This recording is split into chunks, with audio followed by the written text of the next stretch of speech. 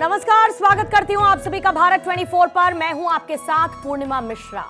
राम मुल्क की जागीर है, राम मुल्क की ताबीर है, राम सृष्टा है, राम सृष्टि है, राम रास्ता है, राम मंजिल है, राम अमन का पैगाम है, राम सुकून का नाम है, राम मर्यादा है, राम पुरुषोत्तम है, सौंदर्य का श्रृंगार है श्री राम और आस्था के आधार है श्री राम, सच का द्वार है श्री राम, बेदाग किरदार है श्री राम। विषय नहीं है सियासत का श्री राम, आस्था का पथ है श्री राम। भगवान श्री राम की प्राण प्रतिष्ठा की जैसे जैसे शुभ घड़ी नजदीक आ रही है, वैसे वैसे सियासत अपनी सहूलियत के हिसाब से भगवान श्री राम के नाम का इस्तेमाल कर रही है। और एक बार फिर से निमंत्रण को लेकर सियासत तेज हो गई है पूरे देश में। जहां पर राम नाम की गूंज है, तो वहीं दूसरी तरफ इस गूंज को मध्यम करने की नाकाम कोशिशें भी तेज हो चली हैं। कोई भगवान श्री राम के मंदिर पर सवाल उठा रहा है, कोई मर्यादा पुरुषोत्तम की आस्था पर सवाल चिन्ह लगा रहा है, तो कई प्राण प्रतिष्ठा के निमंत्रण पर सियासत कर रहे हैं। विपक्ष के नेता शब्दों के बेतरतीब चुनाव से राम भक्तों के हृदय में घाव कर रहे हैं। जेडीयू के सांसद कौशलेंद्र कुमार की विवादित टिप्पणी उनकी श्रीराम के प्रति आस्था कितनी झूठी है, उससे पर्दा उठाती है। जेडीयू के सांसद की विवादित टिप्पणी से देश में फिर से सियासत तेज हो गई है और देश के साधु संतों ने भी जेडीयू सांसद कौशलेंद्र कुमार की विवादित टिप्पणी पर नाराजगी जाहिर की। सांसद कौशलेंद्र कुमार की विवादित टिप्पणी के बाद से देश भर में कई सवाल उठने लगे हैं और उन्हीं सवालों के इर्द गिर्द आज की चर्चा हम करेंगे। मेहमानों का तारुफ आपसे करवाऊं उससे पहले वो अहम सवाल आपके सामने रख देती हूं। निमंत्रण को बनाकर मुद्दा, क्या विपक्ष की झूठी आस्था की पोल खुल गई है? जो देश की हस्ती हैं, उन पर जेडीयू सांसद की विवादित टिप्पणी क्यों? देश में राम लहर है तो इंडिया में 24 का डर है क्या? विपक्ष की मजबूरी और वोट के लिए राम मंदिर से दूरी बनाई है क्या? 24 का संग्राम, विपक्ष का श्री राम पर कोहराम जो लगातार जारी है। और आइए बिना समय गवाए चर्चा की शुरुआत करते हैं। मेहमानों से आपका तारुफ करवा देती हूं। एसएन सिंह साहब बीजेपी के प्रवक्ता इस वक्त हमारे साथ जुड़े हुए हैं और हनुमानगढ़ी के महंत राजू दास जी इस वक्त हमारे साथ मौजूद हैं। एचएस रावत जी, आप धर्मगुरु हैं, वो भी हमारे साथ मौजूद हैं। योगी उमेशानंद जी धर्मगुरु हैं, इस बीच हमारे साथ मौजूद हैं। सूर्य प्रकाश मैथिल साहब राजनीतिक विश्लेषक हैं, स्टूडियो में इस वक्त वो मौजूद हैं। और राहुल लाल जी राजनीतिक विश्लेषक हैं, आप भी हमारे साथ स्टूडियो में मौजूद हैं। और आप सभी मेहमानों का मैं बहुत बहुत स्वागत करती हूं। लेकिन ये तो तय है कि 24 की लड़ाई सामने है और इसीलिए राम के नाम पर सियासत हो रही है। लेकिन शुरुआत महंत राजू दास जी आप ही के साथ करूंगी और सबसे पहले आपके मन में उठ रहे विचार मैं चाहूंगी कि इस चर्चा की शुरुआत में आप पूरे देश तक पहुंचाएं। राम के नाम पर हो रही सियासत पर, निमंत्रण पर हो रहे बवाल पर और राम के नाम पर उठ रहे सियासी बवाल पर। पहले तो मंगल कामना करते हैं, जय जय सिया राम सभी के लिए। और आज के डिबेट में जितने लोग बैठे हैं हमारे साथ, उनके लिए भी मंगल कामना करते हैं। जहाँ तक हमारी आवाज़ जा रही है, जो लोग सुन रहे हैं उनके लिए मंगल कामना करते हैं। बड़े गर्व की बात है, कोई बात नहीं है। भगवान राम के समय में भी राक्षसों का बोलबाला था और आज तो संविधान का राज है, फिर भी राक्षसों का बोलबाला है। कोई दिक्कत नहीं है, रामद्रोहियों की कमी नहीं है। राम के ऊपर सवाल तो उस समय में भी उठाया गया था और आज भी उठा रहे हैं, तो इसके लिए कोई समस्या नहीं, कोई चिंता नहीं। लेकिन विगत कई सौ वर्ष के संघर्ष के बाद, विगत इतने वर्ष तपस्या साधु संतों ऋषि मुनि महात्माओं ने किया, सनातन की अलख जगाया, सनातन संस्कृति की अलख जगाया, जिसका परिणाम स्वरूप एक आज अयोध्या में भव्य दिव्य नव राम जन्मभूमि मंदिर का निर्माण भूतों न भविष्यति इतने वर्ष के त्याग और तपस्या के बाद जो है ये संभव हो पाया। संघ विचार परिवार का जन्म हुआ और इस अलख के नाते जो प्रयास था, आज जो परिवर्तन आपको दिख रही है वो इसलिए दिख रही है, फ्री में नहीं दिख रही है। 500 वर्ष और 76 बार की लड़ाई, और इस 76 बार के लड़ाई में जिस प्रकार से लोगों ने संघर्ष किया, इसका परिणाम स्वरूप एक राम जन्मभूमि मंदिर का निर्माण। कोर्ट में सारे एविडेंस, साक्ष्य, प्रमाण, प्रूफ, इतने दिनों का त्याग तपस्या, उसके बाद ऐसा संभव अवसर हुआ। रही विरोध करने की बात, तो तमाम राजनीतिक दल के लोग हैं जिनको ये लगता है कि कोई दंगा नहीं, कोई बवाल नहीं और मंदिर निर्विवादित रूप से बन रहा है। यही लोग हैं जो राम को काल्पनिक कहा था। यही लोग हैं जिन्होंने जिस प्रकार से जब उत्खनन चल रहा था, कांग्रेस की सरकार थी और तत्काल उत्खनन को रुकवा दिया। उसके बाद कोर्ट के आदेश से फिर पुनः उत्खनन चालू हुई। फिर ये हुआ कि मीडिया के सामने में यहाँ जो भी हमारे देवी देवताओं की मूर्ति, जो भी सनातन के साक्ष्य उपलब्ध हो पा रहे हैं, वो सार्वजनिक रूप से मीडिया पे नहीं जाएगा। उस समय भी रोका गया। उसके बाद जब डे टू डे सुनवाई की मांग हुई, तब भी लोगों ने विरोध किया। राम जन्मभूमि के विरोध में 16-16, 17-17 वकील खड़े कर दिए। जब फैसला आया तो काला तिरपाल पहनकर सारे घमंडिया गठबंधन के लोग धरने पे बैठ गए। उससे भी नहीं हुआ तो उन्होंने कहा दिया कि नहीं, अभी तो जो है इस प्रकार से बीजेपी को लाभ मिलेगा, चुनाव आने वाला है, अभी प्राण प्रतिष्ठा महोत्सव नहीं हो। लेकिन सुप्रीम कोर्ट के आदेश के अनुसार ट्रस्ट का गठन हुआ। कोर्ट ने कहा कि नहीं, ट्रस्ट का गठन होगा, तत्काल प्रभाव से ट्रस्ट का गठन किया जाए। ट्रस्ट का गठन हुआ, तब भी इन लोगों ने विरोध किया, करे कोरोना है, मोदी जी भीड़ कर देंगे, ये अच्छी बात नहीं है। मोदी जी ने भीड़ कम कर दिया, उससे भी नहीं हुआ। तीन लोगों ने सवाल खड़े कर दिए कि इतने लोग पूरे देश में लॉकडाउन लगा के जबरदस्ती मंदिर का निर्माण कर रहे हैं, उससे भी नहीं हुआ। तो उन्होंने कहा कितने मजदूर लगे, किसी कोरोना हो गया तो वो भी कम हो गया। अब इन्होंने ये कह दिया कि मुझको न्योता नहीं दिया गया। जब निमंत्रण दिया गया तो अब बता रहे हैं कि मैं आऊंगा नहीं। विषय बहुत गंभीर है। जिस प्रकार से इन लोगों ने सनातनियों को डराया, सनातनियों को दबाने का प्रयास किया। हम कलम के पुजारी हैं और संविधान को मानते हैं। संवैधानिक तौर से लड़ाई लड़के मंदिर का निर्माण हम कर रहे हैं। इसमें चाहे किसी को विरोध करना हो, किसी को तकलीफ हो, लेकिन राजू दास जी, ऐसे बहुत सारे लोग हैं जो ये कहते हैं कि 500 साल बाद मनुवाद की वापसी हो रही है। कोई कह देता है कि राम मांसाहारी थे। कौशलेंद्र कुमार ने आज ये कह दिया कि ऐसा लगता है कि अयोध्या पर हम लोग कब्जा कर लेंगे। अरे भाई, कोई कब्जा नहीं होने वाला है। बीते कुछ दिनों इन्हीं बयानों में जो शामिल रहे वो अखिलेश यादव, और उनसे आप काफी नाराज नजर आए। उनको लेकर खुलकर आपने अपनी नाराजगी जाहिर की और आपने यहां तक कह दिया कि बाबर भक्तों को अयोध्या में घुसने नहीं देंगे। नहीं, मैं निवेदन पूर्वक कहना चाहता हूं, भगवान राम किसी पार्टी के नहीं, किसी दल के नहीं, किसी संप्रदाय के नहीं, पारब्रह्म परमात्मा सबके हैं। विषय यह है कि मेरे साथ है कौन। विषय यह है कि मेरे साथ कंधे से कंधे मिलाकर चल कौन रहा है। संघ विचार परिवार के लोग लगातार मेरे साथ थे, इसलिए हम उनके साथ हैं। विषय यह है कि चाहे माननीय अखिलेश जी हों, अखिलेश जी के शासनकाल में स्थिति क्या हुआ। माननीय मुलायम सिंह जी ने निहत्थे राम भक्तों के ऊपर गोली चलाई।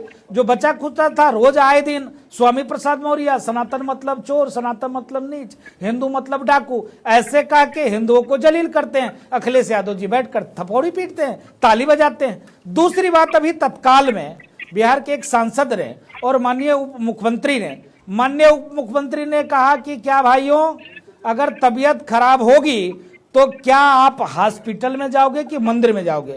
विषय यह है कि उस पे उपमा दे सकते थे कि क्या आप मस्जिद में जाओगे, ये भी तो कह सकते थे। उन्होंने नहीं कहा, उन्होंने मंदिर का जिक्र किया। दम हो किसी के अंदर तो अन्य मजहब के बारे में बोल के दिखा दे, क्योंकि हम सहिष्णु हैं, सनातनी हैं। हम ये बोलते हैं धर्म की जय हो, अधर्म का नाश हो, प्राणियों में सद्भाव हो, विश्व का कल्याण हो। तो मेरे अंदर वो भाव है। इसके नाते जिसको जो जी में आता है, इस समय शुद्ध रूप से कल्चर सा बन गया है कि जब पाओ सनातन को गाली दो, हाईलाइट हो जाओ, मस्त रहो, खूब आनंद पूर्वक खूब राजनीति करो। तो दुर्भाग्यपूर्ण बयान है। इस बयान का पुरजोर निंदा करते हैं और प्रयास करना चाहिए पूरे देश में। जो सनातन के बारे में ऐसा शब्द का प्रयोग करता है, वो किसी चौराहे पे जाए, किसी नुक्कड़ में जाए, किसी सामाजिक कार्यक्रम में जाए, उसको किसी कार्यक्रम में जाने ना दिया जाए। जो अगर वाकई में हिंदू है, वाकई में सनातनी है, मैं किसी दल की बात नहीं करता हूं, किसी पार्टी के नारा लगाने के लिए नहीं कहता हूं। जितना अधिकार भगवान राम का हमारा है उनके ऊपर, उतने ही अन्य पार्टियों का है, अन्य लोगों का, सामान्य से सामान्य छोटे से हिंदू जनमानस का भी है। तो उनको कहीं पर भी घुसने नहीं देना चाहिए। इसलिए मैंने कहा कि सनातन विरोधियों को अयोध्या में आने नहीं देंगे, चाहे वो ट्रस्ट निमंत्रण दे, तब भी उनको घुसने अयोध्या में नहीं देंगे। ठीक है, लेकिन आपने यह भी कह दिया कि कांग्रेस ने सनातन को खत्म करने का काम किया है। एसएन सिंह साहब, एक बात को लेकर बड़ी भयंकर राजनीति हो रही है, और वो ये हो रही है कि आप होते कौन है निमंत्रण पत्र भेजने वाले। आप होते कौन है निमंत्रण देकर, न्योता देकर राम जन्मभूमि पर प्रभु श्री राम के प्राण प्रतिष्ठा के कार्यक्रम में शामिल होने के लिए। ये पूरा क्रेडिट बीजेपी लेने की कोशिश क्यों कर रही है, जब प्रभु श्री राम सबके हैं। जिसको पहुंचना होगा पहुंचेगा, जिसको नहीं पहुंचना होगा नहीं पहुंचेगा, लेकिन निमंत्रण के नाम पर सारा क्रेडिट लेने की कोशिश अगर कोई कर रहा है तो इस वक्त वो बीजेपी पार्टी, और वो भी इसीलिए क्योंकि 24 का चुनाव है। पूर्णिमा जी, बहुत सुंदर बात आपने कहा। सही बात है, जाकी रही भावना जैसी प्रभु मूरत देखी तिन तैसी। बहुत सारे लोगों की भावना वो भगवान के प्रति द्वेष वाली थी, भगवान की सत्ता को नहीं मानने वाली थी, राम भक्तों पर गोली चलाने वाली थी। उनको आज भी तकलीफ हो रहा।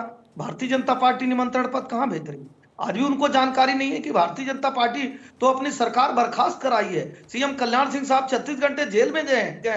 बीजेपी के नेताओं पर लाठीचार्ज हुआ, बीजेपी के नेताओं पर एफआईआर हुआ। आज का जो निमंत्रण पत्र है वो राम जन्मभूमि ट्रस्ट के द्वारा दिया जा रहा है, लेकिन आपको स्वीकार्य नहीं है। बहुत सारे लोगों को निमंत्रण दिया गया, वो भी गाली देने का कार्य कर रहे हैं, और बहुत सारे लोगों को जो निमंत्रण नहीं गया वो भी गाली देने का कार्य कर रहे हैं। और मैं तो कह रहा हूं, ठीक है भैया, आप गाली दीजिए, लेकिन आज नहीं, 88 और 90 का नारा था, बच्चा बच्चा राम का, जन्मभूमि के काम का। ये भारत की जनता है, भारतीय जनता पार्टी की नहीं। भारत की जनता भगवान राम की जनता है। जिस तरह सभी धर्मों के ईश है, जगदीश है, जिस तरह से मक्का मदीना है, उसी तरह हिंदुओं की आस्था का केंद्र भगवान राम है, अयोध्या है। आज अयोध्या जो फैजाबाद हो गई थी वो अयोध्या हो गई। भारतीय जनता पार्टी से इतना ही की है कि भारतीय जनता पार्टी वो धर्म के साथ खड़ी रही। अधर्म का साथ देने वालों को निंदा इसलिए लग रहा है।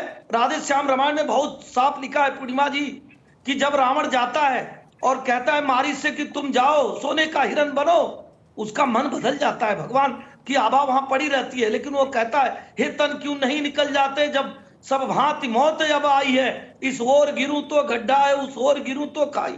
इनके साथ यही गड्ढा और खाई वाली पूर्णिमा जी स्थिति हो गई है। अगर भगवान राम को गाली ये नहीं देंगे तो तुष्टिकरण कैसे करेंगे? ये तुष्टिकरण के नाते गाली दे रहे हैं। नहीं तो तुलसीदास जी ने बहुत अच्छा लिखा है, भगवान तो सबके हैं, भगवान तो माफ करते हैं। गए शरण प्रभु राखिए सब अपराध विसार। लेकिन आप शरण में जाइए तो आप तो डेंगू कहेंगे, मलेरिया कहेंगे, झूठा कहेंगे, गाली देंगे सनातन को, भगवान राम को मानेंगे नहीं। मैं तो कहूंगा निश्चित तौर पे ऐसे अधम लोगों को वो भगवान के करीब आना भी नहीं चाहिए। आप दूर ही रहिए। भगवान को चाहने वाले, भगवान को मानने वाले बहुत है। देखिए, जब सुंदर काम होते हैं तो उस समय भी मारीच और सुबाहु जब यज्ञ होता था तो यज्ञ विध्वंस करने का कार्य करते थे। आज भी जो मारीच सुबाहु जो ताड़का की तरह लोग हैं वो इस तरह के कार्यों को कर रहे हैं। लेकिन क्या वो यज्ञ रुका? उस समय भी भगवान राम ने वो यज्ञ को रुकने नहीं दिया। और आज भी जो भगवान के भक्त हैं वो ये मान के चल रहे हैं कि ये जो मंगल को करने वाले, अमंगल को हरने वाले भगवान हैं, उनके नाते सारा काम बहुत ही सुंदर से होगा। प्रभु की कृपा भयो सब काजू, जन्म हमार सुफल वे आजू। भारत के लोग ये मान के चल रहे हैं कि आज अपने पुण्य आंखों से परमात्मा को, अपने ईश को, अपने जगदीश को आज टेंट से निकलकर, तंबू से निकलकर एक अच्छे महलों में, ठीक है सिंह साहब, मैं लौटती हूँ आपके पास। लेकिन आपने अधर्मियों का जिक्र किया। राहुल लाल जी, कौन है ये अधर्मी? कौन है जो राम के नाम पर सियासत कर रहे हैं? और उससे पहले जरा ये भी बताइएगा कि आपके घर में जब कोई भी आयोजन होता है, या मैं कह दूं सुंदरकांड पाठ होता है, या कोई भी आयोजन होता है, आप तो खुद को सनातनी भी कहते हैं, सच्चे हिंदू भी कहते हैं, या कोई किसी भी तरीके का कोई कार्यक्रम होता है, तो क्या आप निमंत्रण पत्र भेजते हैं या आप ओपन ग्राउंड रख देते हैं कि भाई सब लोग आ जाइए? ये सवाल मैं क्यों पूछ रही हूं ये भी आप बहुत अच्छी तरीके से समझ रहे हैं। निमंत्रण पत्र क्या आप भेजते हैं? मैं जब एक चीज़ बता दीजिए कि जिसकी कैपेसिटी अच्छे से रहती है वो तो ओपन ग्राउंड रखता ही है इस तरह के मामलों के ऊपर कि भाई कोई भी आए और भगवान के दर्शन करें। हाँ। तो वो स्थिति भगवान के मामले में निमंत्रण देना, देखिए, और ये देखिए वो कोई छोटी मोटी पूजा नहीं है। भगवान के नाम पर निमंत्रण, आप समझिए ना। राहुल लाल जी, इसको क्लियर करके चलते हैं क्योंकि इस पर खूब सियासत हो रही है। मैं आपसे समझना चाहती हूँ, ये बताइए कि 22 तारीख को अयोध्या की धरती हाईली सेंसिटिव जोन है या नहीं है? ये बताइएगा जरा मुझे। प्रधानमंत्री जब पहुंचेंगे तो एक प्रोटोकॉल है या नहीं है, ये भी बताइएगा मुझे। आप मुझे ये भी बताइए कि उस दिन को लेकर अलर्ट है आईबी का या नहीं है। और दूसरा, आप ये भी बताइए कि लाइव टेलीकास्ट करने की क्या जरूरत आन पड़ी? भाई सबको बुला लेते, लाइव टेलीकास्ट क्यों कर रहे हैं? ताकि वहां पर, क्योंकि एडमिनिस्ट्रेशन के लिए चैलेंज होगा, उनको उसको मैनेज करना होगा, इसीलिए कम से कम लोग उस दिन मौजूद रहे। उसके बाद तो दर्शन होंगे कि रोक दिए गए हमेशा के लिए? ये कह दिया गया जब जब निमंत्रण आएगा सिर्फ वही लोग आएंगे, नहीं तो प्रभु श्री राम का दर्शन कोई नहीं कर पाएगा, ऐसा कहा गया क्या? अब देखिए, बहुत विस्तार से आपने प्रश्न पूछा है तो हमें कम से कम 2-3 मिनट का समय जरूर दीजिएगा, कम से कम 2 मिनट का समय। जी सर। देखिए, अभी जो आपके सवाल है, देखिए सवाल नंबर 1 की आपने निमंत्रण दिया है। निमंत्रण का मानक तो कुछ होगा ना। देखिए, निमंत्रण के मानक के ऊपर क्या कहा गया, पहले कहा गया कि भाई जितने भी राष्ट्रीय राजनीतिक दल हैं उनको निमंत्रण दिया गया है। बड़ी अच्छी बात है, एक मानक रखते। जब हम लोग बार बार स्क्रीन पर भी लिखा आ रहा है मर्यादा पुरुषोत्तम जय श्री राम, तो भाई मर्यादा पुरुषोत्तम भगवान राम है, वो मर्यादा निर्धारित करता है और वो साथ ही साथ न्याय के देवता भी हैं। ऐसे स्थिति में फिर आप क्या कर रहे हैं, रीजनल पार्टी में अखिलेश यादव जी को बुला ले रहे हैं, लेकिन जो उद्धव ठाकरे को छोड़ दे रहे हैं। तो आप किसी को बुला रहे हैं, किसी को छोड़ रहे हैं, एक मानक तो बनाइए। यहीं पे भगवान राम के मर्यादा का उल्लंघन तो निमंत्रण पत्र में ही हो गया, नंबर 1। नंबर 2, नहीं तो आप किसी भी रीजनल पार्टी को नहीं बुलाइए, कह दीजिए क्लियरली कि भाई कोई रीजनल पार्टी के लोग नहीं आएंगे। सुरक्षा का बड़ा गंभीर मामला है, केवल और केवल देश के नेशनल पार्टी के लोग ही आएंगे, उसमें भी आपको कुछ मानक और स्थापित करना है। कह दीजिए आप कि हमें इतने वोट प्रतिशत वाले नेशनल पार्टी के लीडर को ही बुलाएंगे हम, छोड़ दीजिए आप उसमें भी। तो आप मानक आप बनाते नहीं है। दूसरी चीज, गाली आज से दिया जा रहा है। राहुल लाल जी, एक छोटा सा प्रश्न मेरा है राहुल लाल जी। हाँ, बोलिए। ये जो गाली देने का कार्यक्रम है वो निमंत्रण के पहले का है, निमंत्रण के बाद का है? अरे गाली देने छोड़ दीजिए, देखिए ना, आप जिन लोगों को आप असुरों से तुलना कर रहे हैं ना, ऐसे जिन लोगों को आप असुरों से तुलना कर रहे हैं, आपने चार जो जगत गुरु शंकराचार्य हैं, सुन लीजिए, का कार्यक्रम है वो आज से चालू है कि इतना ही तो पूछा जा रहा है कि भगवान राम की सत्ता है कि नहीं, बदल गई, मनोभाव चेंज हो गया, डेंगू मलेरिया कहना बंद हो गया, आपका अगर प्रश्न सनातन पूरा हो धर्म गया ही तो नहीं है, जवाब भी ले लीजिए। तो पूछा जा रहा है। हाँ, मैं जवाब दे रहा हूँ। देखिए राहुल लाल जी, जनता को क्या जवाब देंगे? नहीं, मैं भी जवाब दे रहा हूँ। देखिए, अब आप जवाब सुनना ही नहीं चाह रहे। देखिए क्या जवाब अगर देंगे? भगवान श्री राम होते तो क्या वो ऐसे करते, प्रश्न पूछ के सामने वाले को उत्तर देने का भी? भगवान श्री राम वो तो उस मर्यादा में को प्रश्न मानने पूछ वाले, के सामने वाले को भगवान उत्तर श्री राम देते। अपने आप पिता उत्तर की देने के लिए बात भी को तैयार मानने नहीं है, वाले, सिंह साहब। जनता सुन जनार्दन लीजिए, की बात को अरे मानने जनता वाले, तो देख ही लीजिए। जनता जनार्दन चार है, राज्यों के- आप जनता की बात को भी नहीं मानते हैं, आप अब जनता की बात को भी नहीं मानते अब हैं। एक सेकंड तो सुन भगवान लीजिए, राम की उत्तर बात को सुन लीजिए। भगवान राम ने उत्तर शिक्षा तो दिया सुन लीजिए। कि किसी को गाली दे तो दीजिए। रखिए, आपके चारों के चारों जगत गुरु जो हैं, चारों देश के जो चार शंकराचार्य हैं, भगवान चारों ने आपकी प्रकट की है। क्या उन्हें आप असुर मानते हैं?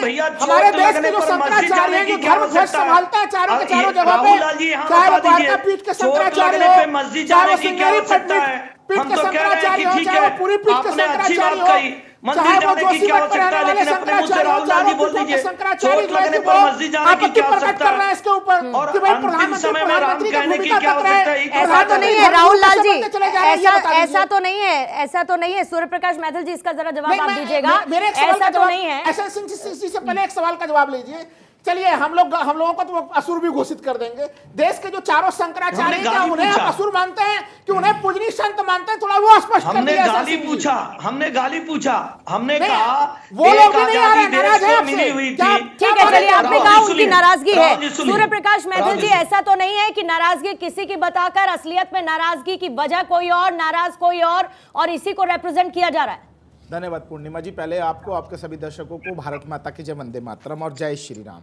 देखिए, अभी राहुल लाल जी बहुत ही वेग से कोशिश कर रहे थे कि एक मानक तय होना चाहिए, इसको नहीं बुलाएंगे, उसको नहीं बुलाएंगे, आप सबको बुलाइए। तो सुन लीजिए ना, देखिए, अरे सुन तो लीजिए।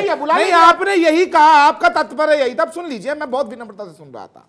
देखिए, रामायण जी में ही इसका सीधा सीधा एक चौपाई के जो माध्यम से उसका निवारण भी है। शिवद्रोही मम भगत कहावा, सो नर सपने हूं मोही न पावा, शंकर विमुख भगति चाह मोरी, सो नार की मूढ़ मति थोरी।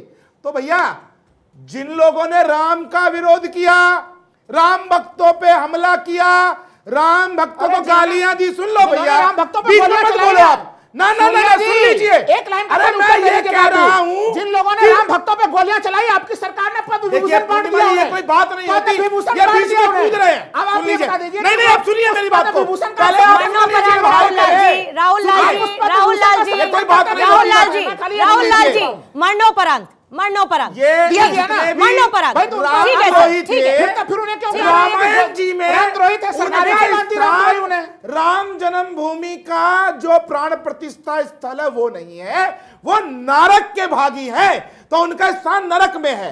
तो पहली चीज ये तय रामायण जी में हो गई। अब दूसरी बात ये कि किसको बुलाया जाए, किसको ना बुलाया जाए, तो ये विशेषाधिकार जो है ये आयोजन समिति का है। रामलला विराजमान के दिव्य और भव्य जो मंदिर की प्राण प्रतिष्ठा कर रहे हैं समिति स्थल के कार्यकर्ता, उनको तय करना है। लेकिन एक महत्वपूर्ण बात मैं यहां कहना चाहता हूं, देखिए इस समय में पूर्णिमा जी सभी को किसी ना किसी तरीके से इस जो आयोजन है उसके ऊपर उंगली उठानी है। जैसा कि श्रद्धेय महंत राजदास जी ने कहा कि जो आसुरी प्रवृत्ति के लोग हैं वो चाहे द्वापर हो त्रेता हो युग हो, देखिए इसका मतलब गुरु शंकराचार्य आप यहाँ बैठकर आप नहीं जाऊंगा पूरी पीठ के भैया, किसी भी पीठ के शंकराचार्य ने कोई आपत्ति की होगी क्योंकि ये लोकतंत्र है भैया, यहाँ पर आपत्ति का स्थान है। मैं धर्मध्वज के रूप में आपको मानूं शंकराचार्य को प्रशासनिक मजबूरियां भी होती है, नहीं होती है। सुनिए, उन्होंने स्पष्ट कर दिया कि हमारे प्रधानमंत्री राहुल भाई सुनिए, काम नहीं कर रहे मेरी बात सुनिए, हमारे प्रधानमंत्री आप ज्ञान मत दीजिए, यही पूरी पीठ के शंकराचार्य के विषय में आप बोल रहे हैं, उनको जब लाठी और जब पीटा गया था तब आपके मुंह से आवाज निकली थी क्या? मैं तो जब उनको पीटा गया था उनको अपमानित किया गया था तब आपके मुंह से निकली थी क्या? इसे कहते हैं मीठा मीठा कब ठीक है। और कड़वा कड़वा। मैथिल साहब, राहुल लाल जी रुक जाइएगा जरा। आप एक कुछ लोगों की आपत्ति की बात कर रहे हैं और वो नहीं जा रहे हैं। उनमें मैं कुछ और नाम भी जोड़ दे रही हूँ ना, जिनको लगातार आपत्ति हो रही है, जो बयान दे रहे हैं उस पर आप बात नहीं कर रहे हैं। इतनी देर से उस सवाल को आप इधर उधर करते जा रहे हैं। नहीं, आप टाल रहे हैं उस सवाल को, क्योंकि आपको भी पता है कि चर्चा किस बात को लेकर है। चर्चा किस बात को लेकर है सर, आप बहुत अच्छी तरीके से जान रहे हैं, लेकिन उस पर आपने बात नहीं की।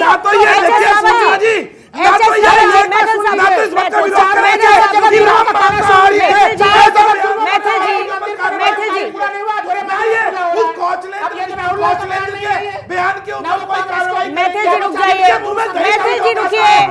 राहुल लाल जी प्लीज, राहुल लाल जी 2 मेहमान और हैं। मैथिल जी प्लीज रुक जाइए, मुझे उनके पास भी जाना होगा। एच.एस. रावत जी आपके पास आते हुए, कौन है, क्या इनको कुछ बताना होगा, इनको कोई नाम देना होगा जो लोग विरोध कर रहे हैं? और मेरा सवाल इसी बात पर है कि निमंत्रण जैसी चीज पर राजनीति, प्रभु श्री राम के नाम पर राजनीति।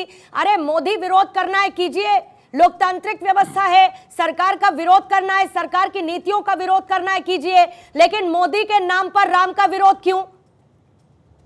पूर्णिमा जी, मैं आपको एक चीज बताना चाहता हूं। देखिए, जो विरोध कर रही है पार्टी, इन्होंने कोई भगवान राम के लिए तो सुप्रीम कोर्ट में केस लड़ा नहीं। केस लड़ा भगवान राम के ट्रस्ट ने, केस लड़ा हिंदू महासभा ने, केस लड़ा बाकी और जो 6-7 लोग की पार्टियां थी।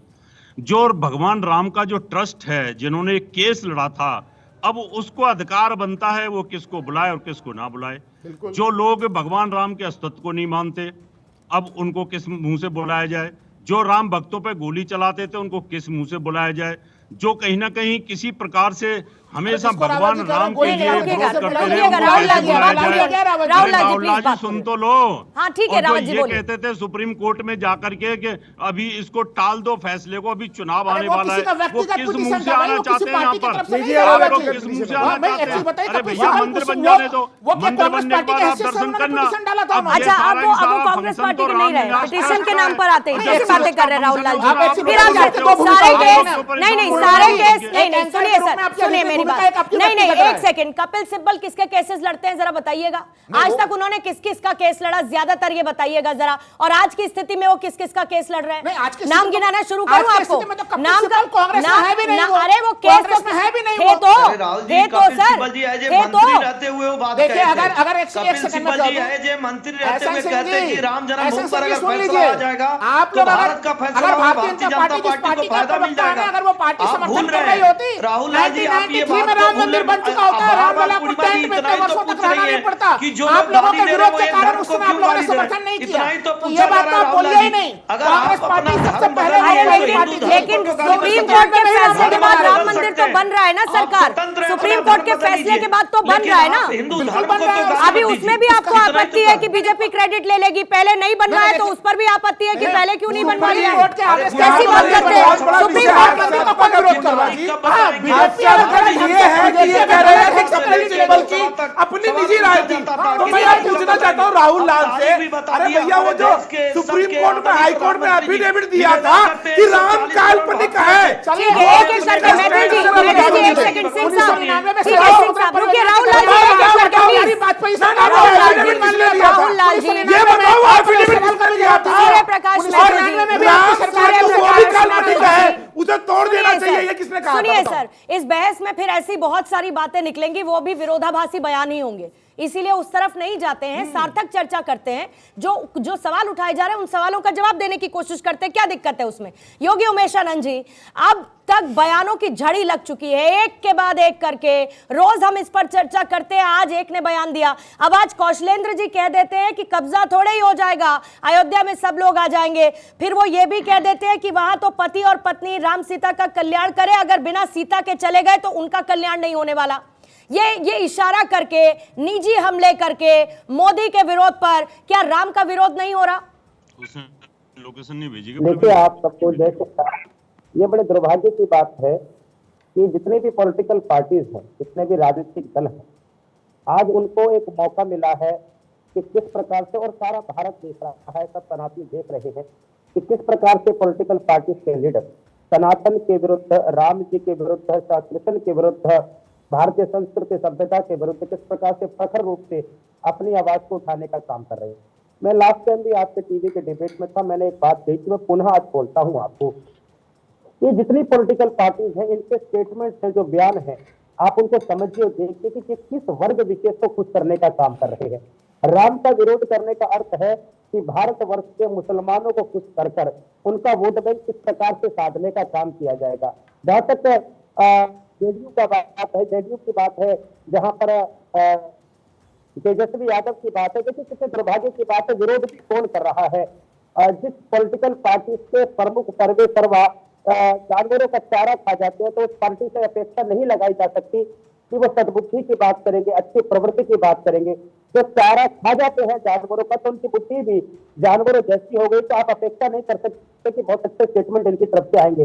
और एक बात मैं आप लोगों को कह देना चाहता हूँ कि आपके चैनल के अंदर कुछ व्यक्ति केवल और केवल टीआरपी को, अपनी व्यक्तिगत टीआरपी को बढ़ाने के लिए और एक अन्य पॉलिटिकल एजेंडे को यहाँ पर प्रसारित करने के लिए आते हैं और उसका महिमा मंडन करते हैं। नहीं, बट बात यह है कि वो पॉलिटिकल एजेंडा है क्या? सिंह साहब, पॉलिटिकल एजेंडा है क्या? एक second Rahul Lal ji, political agenda क्या कहा? उन्होंने कहा कि भाई तमाम पार्टियां डरती है कि मुस्लिम वोट खिसक जाएगा। मैं कह रहा हूं भैया, मुस्लिम देश के मुस्लिम भी राम मंदिर के समर्थन में, कोई नुकसान नहीं। आपने जो कांग्रेस को निमंत्रण दिया और सोच रहे हैं कि कांग्रेस पार्टी चले जाएगी और उसका मुस्लिम वोट खिसक जाएगा। राहुल लाल जी कौन कर रहा है? कौन कर रहा है? राहुल कौन कर रहा है? बांटने का काम कर रहा है, बांटने का काम भारतीय जनता पार्टी कर रही है। एजेंडा क्या है? बांटने का काम कर रही है क्या बीजेपी? क्रेडिट लेने के साथ साथ बांटने का काम भी कर रही है क्या बीजेपी? पूर्णिमा जी, क्या होता है, जैसा आप करेंगे वैसा दिखता है। ये दिखता है कि राम भक्तों पर गोली कौन चलाता है। ये दिखता है कि जो राम के खिलाफ में जो वकील होते हैं उनको अपने जो राम भक्तों पर गोली चलाता है, चर्चा तो हो गई, उनको आपकी सरकार ही पद्म विभूषण दे देती है, मरणोपरांत देती है पद्म विभूषण। तो छोड़ दीजिए, आपकी सरकार ने ही माना कि वो घटनाक्रम सही था। अगर वो घटनाक्रम गलत होता फिर आपकी सरकार उन्हें पद्म विभूषण कैसे दे देती है? जिम्मेदार चैनल पर कह रहे हैं राहुल लाल जी, अगर आप अधम से अधम कार्य भी किए हो, भगवान की शरण में चले जाइए, भगवान आपको अपने शरण में रख लेंगे। 24 घंटे ही रहता हूं, लेकिन देश के प्रधानमंत्री जी, आदरणीय प्रधानमंत्री जी कहते हैं 140 करोड़ लोग, वो रामद्रोही थे, 140 करोड़ लोग भगवान। तो ये दोहरा विरोधाभास वाली बात मत कीजिए। विरोधाभास वाली बात करेंगे, जनता समझ रही है। हम तो एक शब्द आपसे पूछना चाहते हैं राहुल लाल जी। राहुल लाल जी, एक चीज बताइए, मक्का आपके लिए प्रिय हो सकता है, यरूशलेम किसी के लिए प्रिय हो सकता है, मक्का मदीना जो सनातन को मानने वाले हैं भैया, मैं मक्का मदीना उनके लिए अयोध्या क्यों नहीं प्रिय हो सकता है? वहाँ हॉस्पिटल की बात कहाँ से आ जाती है, वहाँ रोजगार की बात कहाँ से आ जाती है? मक्का से मतलब जब अयोध्या की बात होगी मैं तभी आपको बता रोजगार रहा हूँ कि आएगा। आप जो अयोध्या की बात पे ही रोजगार आएगा, नाम पे आप दाएं से बाएं कर रहे हैं, नहीं आएगा। वो भी भगवान राम में आस्था रखते हैं। और आप लोग जो ट्रैप में फंसा रहे थे कांग्रेस को, कांग्रेस किसी ट्रैप में नहीं पहुंची, विपक्ष किसी ट्रैप में नहीं फंसी है। और उल्टे 2024 में टीम इंडिया को मिल रहा है भगवान राम मर्यादा पुरुषोत्तम का आशीर्वाद। 2024 में कर्नाटक का चुनाव में मिला था बजरंगबली का आशीर्वाद, और 2024 में भगवान राम का आशीर्वाद मिलने जा रहा है। रामेश्वरम जो पवित्र स्थल है, उस पर सवाल कांग्रेस उठाती है, सोमनाथ पर बवाल कांग्रेस मचाती है, कांग्रेस को बवाल काट रही है, मथुरा पर बवाल कांग्रेस मचाती है, साधुओं पर गोली चलाने का कार्य कांग्रेस करती है, हिंदुओं को आतंकवादी कहने का आकार और कांग्रेस करती के है, लोग अभी से 22 तारीख से पहले भी दर्शन करेंगे अच्छी बात है, और 22 तारीख के बाद भी नहीं दर्शन करती करेंगे। है। अच्छा, कब जा रहे हैं फिर राहुल लाल जी? बताइए, कांग्रेस के लोग कब जा रहे हैं? रुकिएगा सिंह साहब, सिंह साहब एक सेकंड, सिंह साहब रुकिएगा, और उसके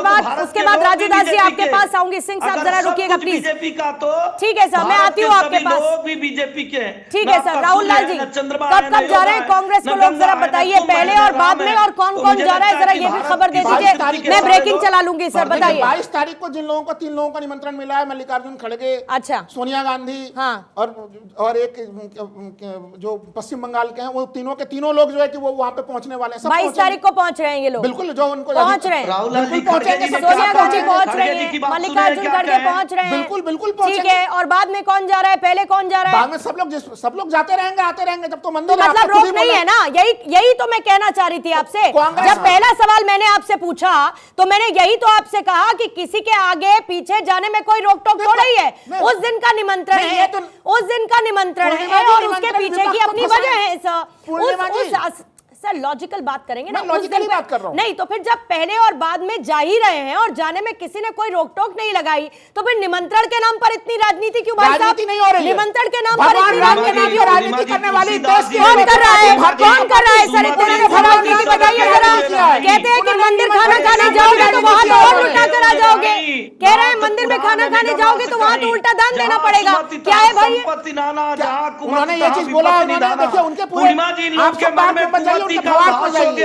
वो भारतीय अब हम भावार्थ समझे, सब वो नहीं समझेंगे अपने, हम भावार्थ समझे। क्यों सर भावार्थ क्यों समझे? भाषा में पूर्णिमा जी शब्दार्थ महत्वपूर्ण नहीं होता, उसका भावार्थ महत्वपूर्ण होता है। भावार्थ ये था कि राम मंदिर, मतलब आप ये कह रहे हैं कि ऐसे वोकल लोग, नहीं आप ये कहना चाह रहे हैं कि ऐसे वोकल लोग जिनका काम ही है शब्दों का इस्तेमाल करना, उनके भावार्थ समझने चाहिए सबको, शब्दों पर नहीं जाना चाहिए। उनको सर रहने दीजिए प्लीज, राहुल लाल जी से रहने दीजिए। राजू दास जी आपके पास आते हैं, आ रही हूं मैं जल्दी से सर, एक प्लीज। प्रश्न। देखिए राहुल लाल जी अभी कह रहे थे कि कांग्रेस को भगवान श्री राम का आशीर्वाद मिलेगा। अब बजरंगबली का आशीर्वाद सुन करना लीजिए, राहुल लाल जी प्लीज, प्रश्न आप पूछने सुनने दीजिए प्लीज। इस तरह से बदतमीजी नहीं नहीं, राहुल लाल जी, बदतमीजी नहीं है, मैं तो सार्थक चर्चा कीजिए। ठीक है, मैं बदतमीजी ये नहीं है। पूछना चाहता हूं कि सुप्रीम कोर्ट के आदेश से बना ये मंदिर, मानते हैं ना आप स्वीकार करते हैं ना, भाजपा का कोई हाथ नहीं था। तो अच्छा मुझे ये बताइए, शाहबानो का एक मुद्दा आया था जिसमें सुप्रीम कोर्ट ने एक आदेश दिया था, उसको किस आधार पर तत्कालीन राजीव गांधी सरकार ने पलटा था? जरा मुझे बताइए उसमें क्या फायदा था, और यदि तब वो पलटा गया था तो आज क्यों नहीं, अगर कांग्रेस को पलट दिया जाता है? केवल भाजपा के कारण ये मंदिर बन रहा है, नरेंद्र मोदी के कारण ये मंदिर बन रहा है। और आप लोग जवाब दीजिए, लगातार लिया जा रहा है, आपके कारण करता है। जन्मभूमि दिव्य और भव्य मंदिर के शिलान्यास का आप दोनों को, राहुल लाल जी प्लीज, आपको रोकना बड़ा मुश्किल है, दोनों लोगों को रोकना बड़ा मुश्किल है भाई। ना मैं आपका ये सवाल लूंगी, नहीं रुकिए सर, रुकिए राहुल लाल जी प्लीज।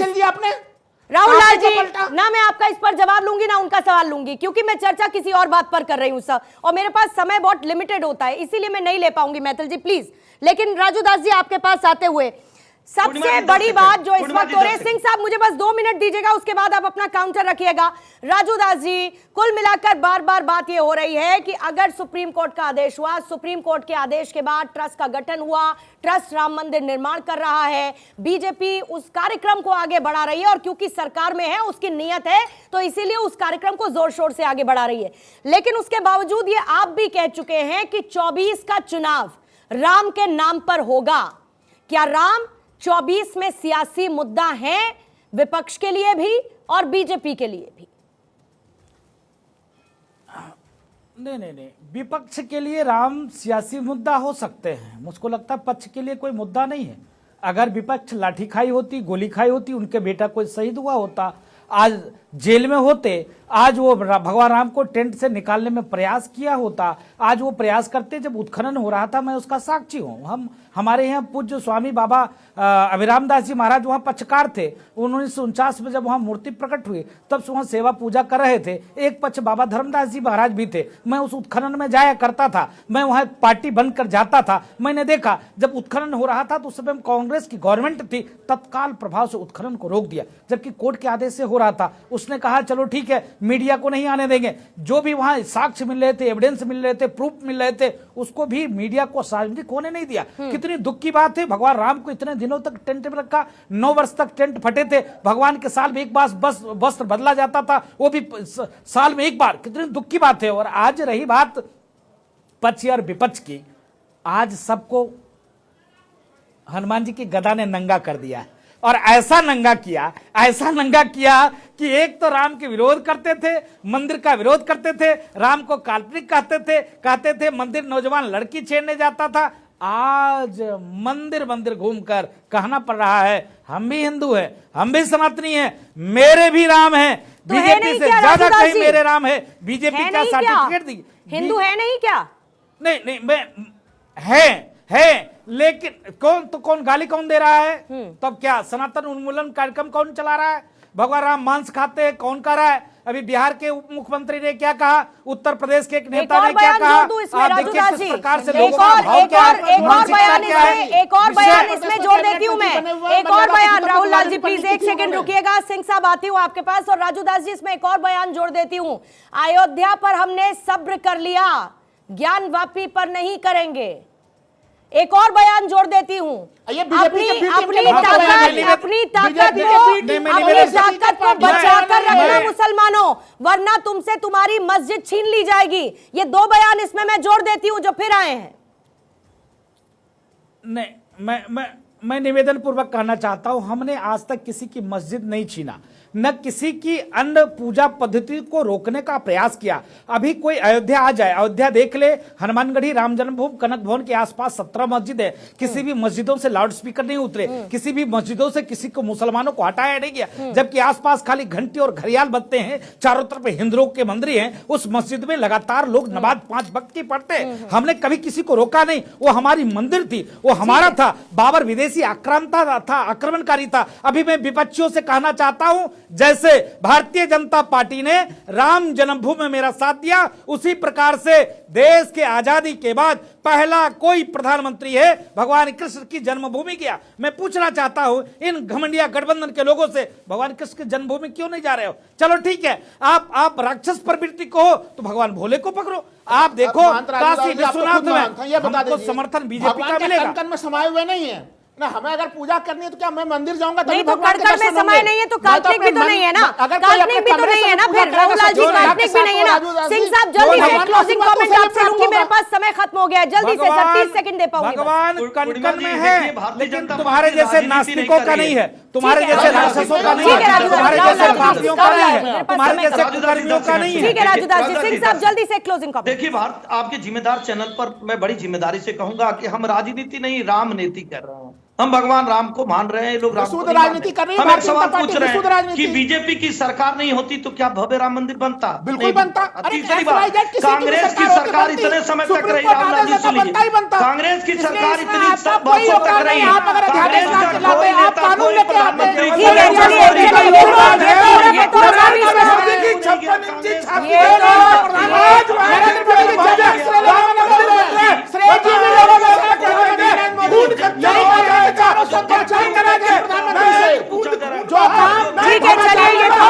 24 का चुनाव, राहुल लाल जी, मैथिल साहब, ये तो 24 का चुनाव तय कर देगा ना कि किसका योगदान है राम मंदिर के निर्माण में। 24 का चुनाव तो नजदीक है और सारी की सारी परिक्रमा उसी के लिए तो हो रही है।